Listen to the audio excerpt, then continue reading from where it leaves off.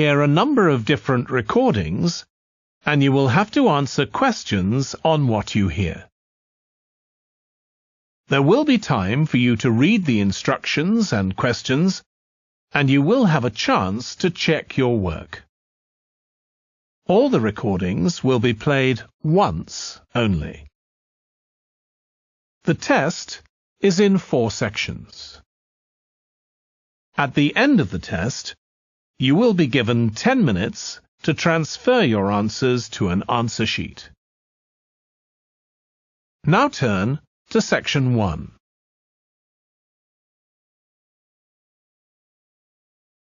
Section 1. You will hear a telephone conversation between a woman who is looking for a job and a man from a company that organizes cycling holidays.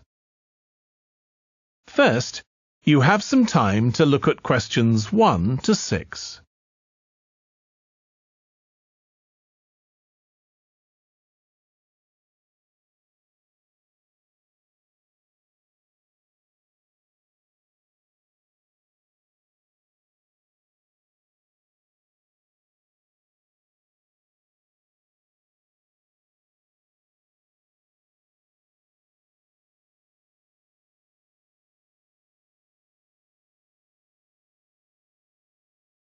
You will see that there is an example that has been done for you.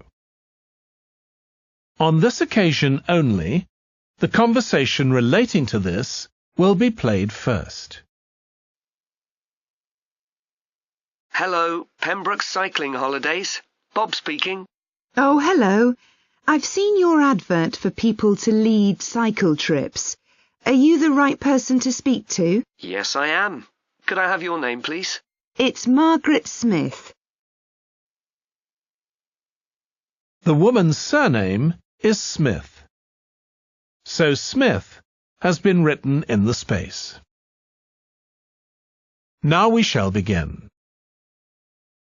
You should answer the questions as you listen, because you will not hear the recording a second time. Listen carefully and answer questions 1 to 6. Hello, Pembroke Cycling Holidays. Bob speaking. Oh, hello. I've seen your advert for people to lead cycle trips. Are you the right person to speak to? Yes, I am. Could I have your name, please? It's Margaret Smith. Are you looking for a permanent job, Margaret? No, temporary. I've got a permanent job starting in a few months' time, and I want to do something else until then. What work do you do? This will probably sound crazy. I used to be a lawyer, and then I made a complete career change, and I'm going to be a doctor. I've just finished my training. Right. And have you had any experience of leading cycle trips? Yes, I've led several bike tours in Africa. The trip to India that I had arranged to lead next month has now been cancelled. So when I saw you were advertising for tour leaders, I decided to apply. OK. Now, we normally have 2 or 3 leaders on a trip, depending on the size of the group. Some tours are for very experienced cyclists, but we've got a tour coming up soon in Spain, which is proving so popular we need an additional leader. It's a cycling holiday for families. Would that suit you? It certainly would. I enjoy working with children, and I probably need some more experience before I go on a really challenging trip. That tour includes several teenagers. Have you worked with that age group before? Yes, I'm a volunteer worker in a youth club where I help people to improve their cycling skills. Before that, I helped out in a cycling club where I taught beginners. Well, that's great. Now, the trip I mentioned is just for a fortnight, but there might be the possibility of leading other tours after that. Would that fit in with your plans? That'd be fine. I'll be free for 5 months. My job is due to start on October the 2nd, and I'm available from May the 1st until late September. Good. Now, is there anything I need to know about the food you eat? We usually have 1 or 2 people in the group who don't eat meat, or have some sort of food allergy, so we're always very careful about that. Yes, I'm allergic to cheese. Would that be a problem? No. As long as we have enough notice, we can deal with that. That's great. Before you hear the rest of the conversation, you have some time to look at questions 7 to 10.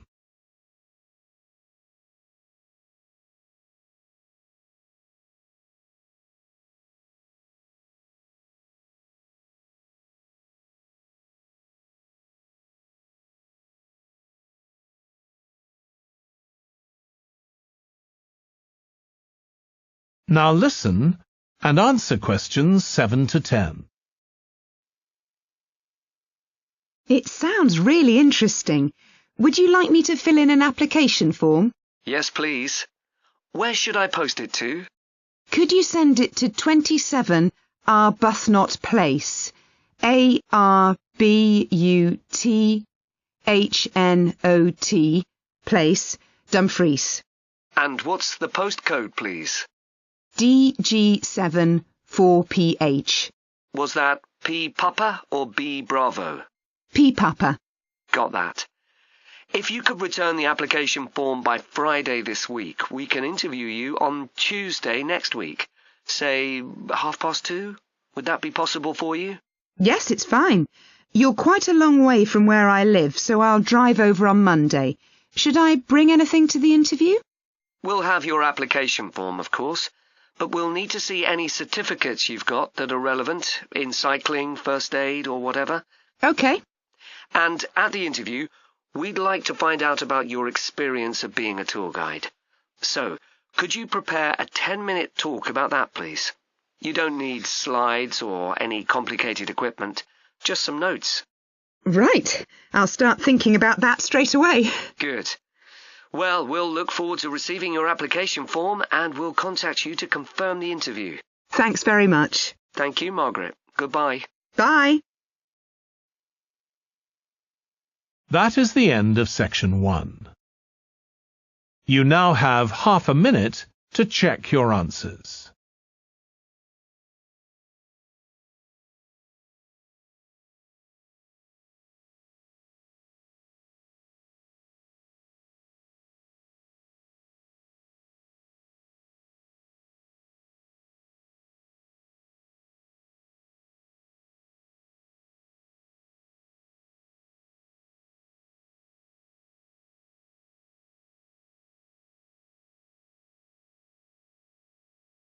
Now turn to section 2.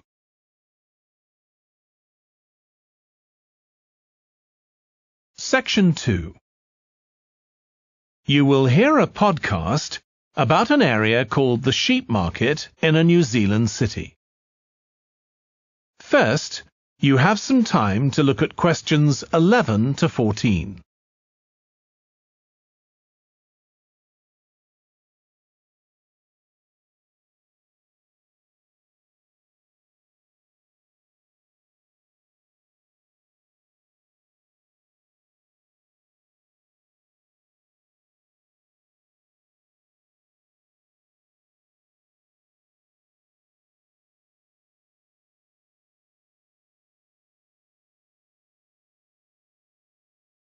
Now listen carefully and answer questions 11 to 14.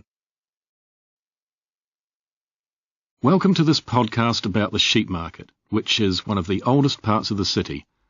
As its name suggests, there was originally a market here where farmers brought their sheep, but now it's been redeveloped into a buzzing, vibrant area of the city, which is also home to one of the city's fastest growing communities. The nearby university has always meant the area is popular with students who come in to enjoy the lively nightlife, but now graduates embarking on careers in the worlds of fashion and design are buying up the new apartments recently built here to replace the small houses where the market workers used to live. The narrow old side streets are great places for finding original pictures, jewellery and ceramics which won't break the bank, as well as local produce like fruit and vegetables.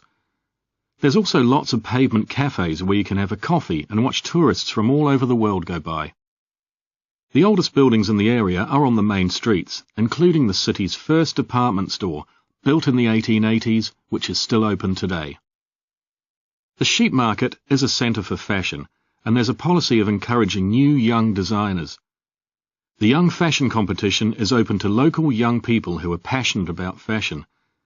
This year they've been asked to design an outfit based on ideas from the music and technology that's part of their everyday life, using both natural and man-made fibres. The garments will be judged by a panel of experts and fashion designers, and the winning entries will be modelled at a special gala evening. Parking at the sheep market is easy. There are plenty of pay and display car parking spaces on the roadsides, which are fine if you just want to stay for an hour or two. But if you want to spend the day there, it's better to park in one of the 4 underground car parks. It's not expensive, and if you can present a receipt from one of the local stores, you'll not be charged at all. After 6 p.m, many of the car parks have a flat rate which varies, but it is usually very reasonable. Before you hear the rest of the podcast, you have some time to look at questions 15 to 20.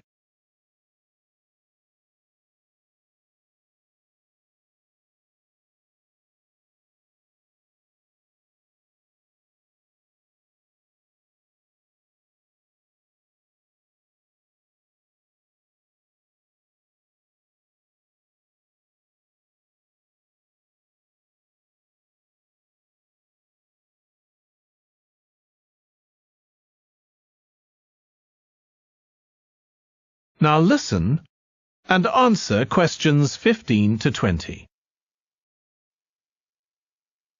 The sheep market is one of the main centres for art and history in the whole of the country. If you look at our map, you'll see some of the main attractions there. Most visitors start from Crawley Road at the bottom of the map. The Reynolds House is one of the oldest houses in the city and is open to the public. It's on the north side of Crawley Road, next to the footpath that leads to the public gardens. The area is particularly interesting for its unusual sculptures. The thumb is just what its name suggests, but it's about 10 metres high. You'll see it on Hill Road, across the road from the bank. The museum's got a particularly fine collection of New Zealand landscapes. It's on the east side of the sheep market, on City Road. It's on the other side of the road from the public gardens, immediately facing the junction with Hill Road. The Contemporary Art Gallery is on a little road that leads off Station Square, not far from the public gardens. The road ends at the gallery. It doesn't go anywhere else. That's open every day except Mondays. The Warner Gallery specialises in 19th century art. It's on City Road, near the junction with Crawley Road, on the same side of the road as the public gardens. It's open on weekdays from 9 to 5 and entry is free. Finally, if you're interested in purchasing high-quality artwork, the place to go is Nucleus. You need to go from Crawley Road up through Station Square and east along Hill Road until you get to a small winding road turning off. Go up there and it's on your right. If you get to City Road, you've gone too far. That is the end of section 2. You now have half a minute to check your answers.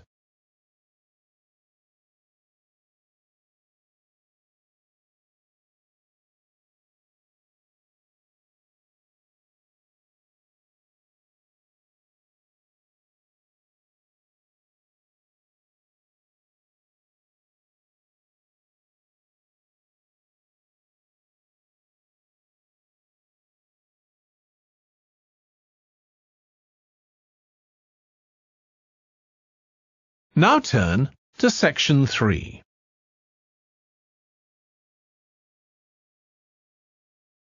Section 3. You will hear 2 students, Katie and Joe, discussing a presentation in their film studies course. First, you have some time to look at questions 21 to 24.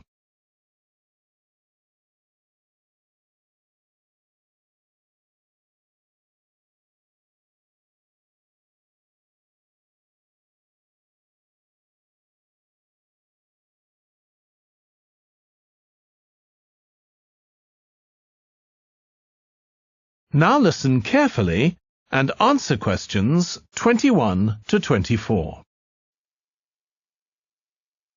Joe, you know I'm giving a presentation in our film studies class next week? Yes. Well, could we discuss it? I could do with getting someone else's opinion. Of course, Katie. What are you going to talk about? It's about film adaptations of Shakespeare's plays. I've got very interested in all the different approaches that film directors take. Uh-huh. So I thought I'd start with Giannetti, who's a professor of film and literature, and in one of his books he came up with a straightforward classification of film adaptations based on how faithful they are to the original plays and novels. Right. I've already made some notes on that, so I just need to sort those out before the presentation. I thought that next I'd ask the class to come up with the worst examples of Shakespeare adaptations that they've seen, and to say why. That should be more fun than having their favourite versions. Yes, I can certainly think of a couple. Right. Next, I want to talk about Rachel Malco. I came across something on the internet about her work on film adaptations, and I was thinking of showing some film clips to illustrate her ideas. Will you have enough time, though, both to prepare and during the presentation? After all, I doubt if you'll be able to find all the clips you want. Perhaps you're right. OK, well, I'd better do some slides instead, saying how various films relate to what she says. That should encourage discussion. Next, I want to say something about how plays may be chosen for adaptation, because they're concerned with issues of the time when the film is made. You mean things like patriotism or the role of government? Exactly. It's quite tricky, but I've got a few ideas I'd like to discuss. Before you hear the rest of the discussion, you have some time to look at questions 25 to 30.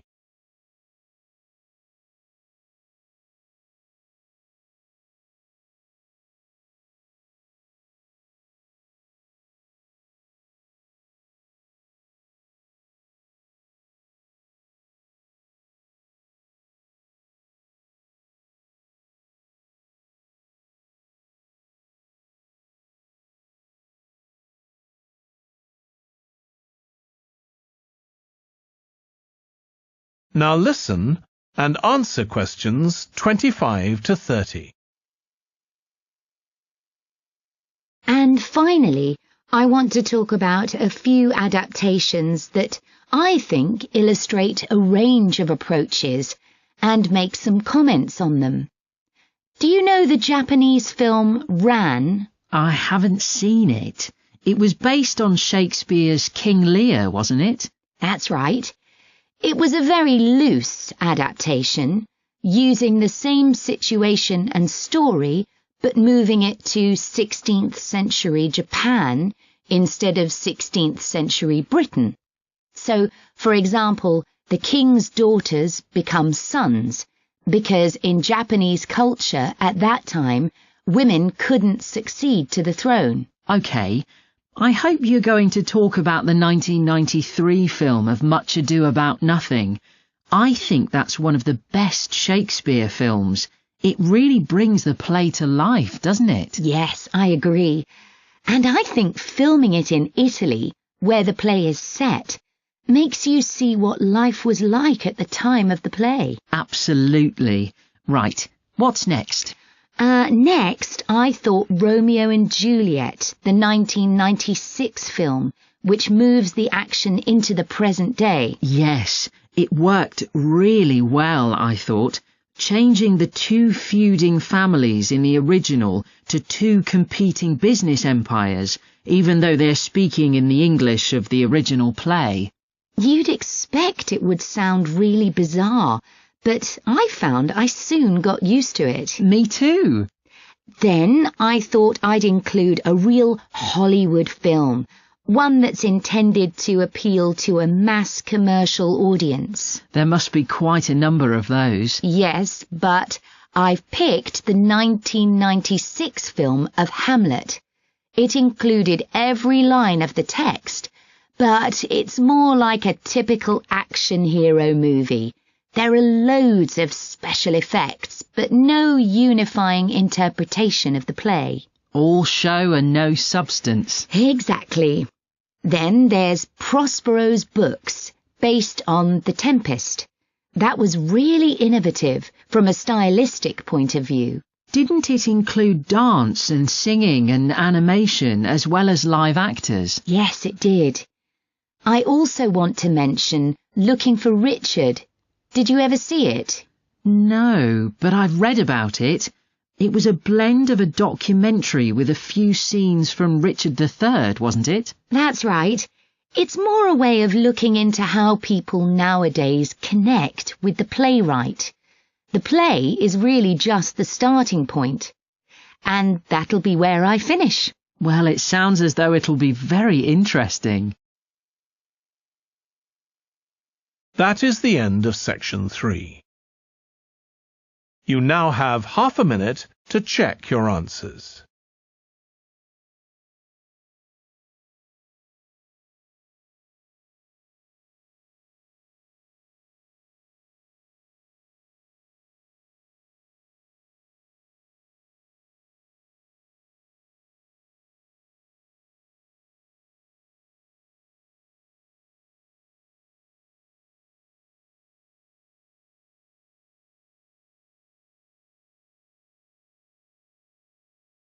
Now turn to section 4.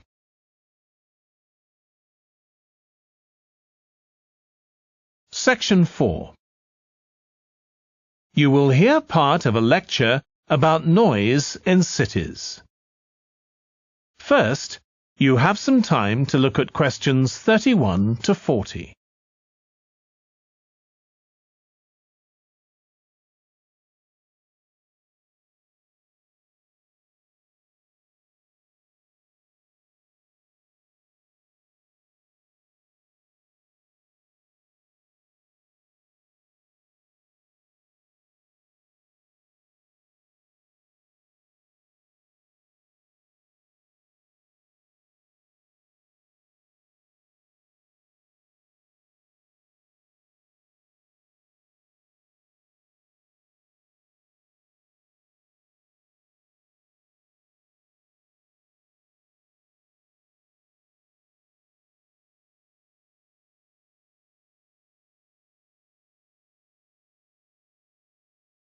Now listen carefully and answer questions 31 to 40.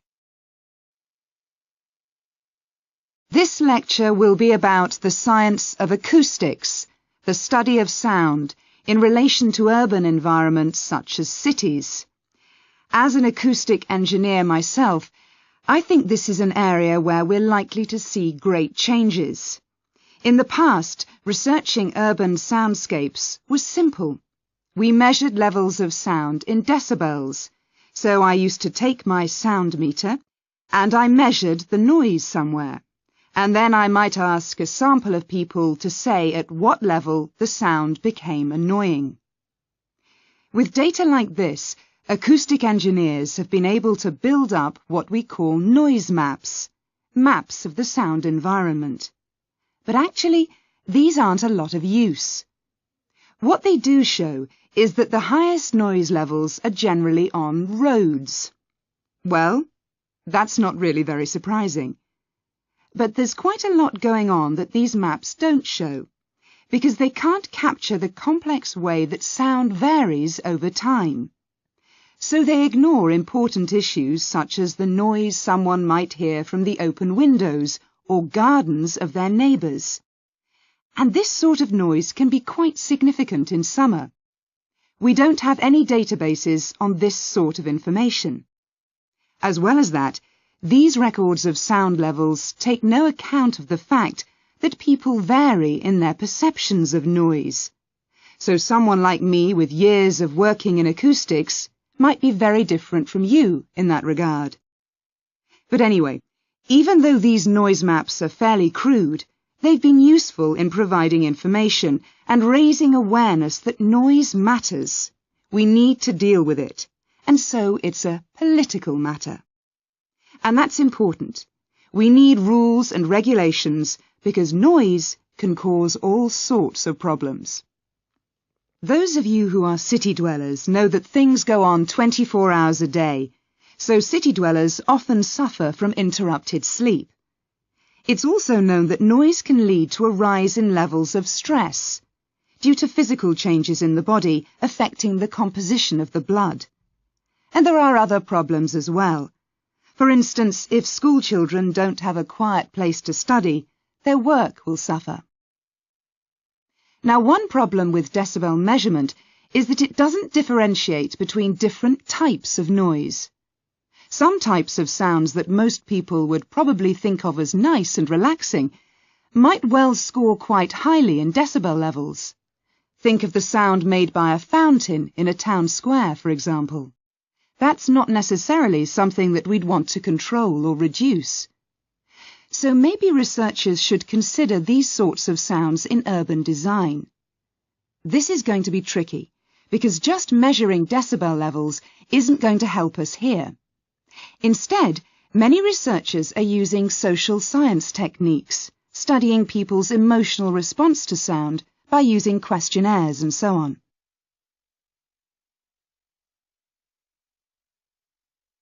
So what exactly do people want to hear in an urban environment? Some recent interdisciplinary research has come out with results that at first sight seem contradictory. A city needs to have a sense of activity, so it needs to be lively, with sounds like the clack of high heels on a pavement or the hiss of a coffee machine. But these mustn't be too intrusive, because at the same time we need to be able to relax. One of the major problems in achieving this will be getting architects and town planners to use the research. Apart from studying the basics of acoustics, these people receive very little training in this area.